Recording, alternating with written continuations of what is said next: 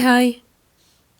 Yesterday we went to Bonfire Night celebrations. Bonfire Night is celebrated in the UK. The actual date is the 5th of November, which is today, but we celebrated it yesterday. We went to a large organised fireworks display.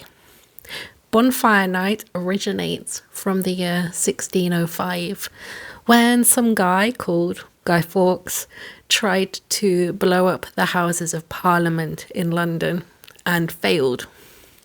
After he failed, he was executed, I believe. I may be wrong.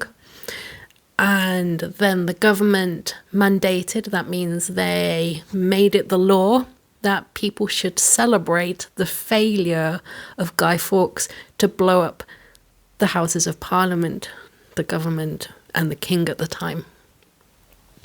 And for the last 400 years, we have celebrated Bonfire Night ever since.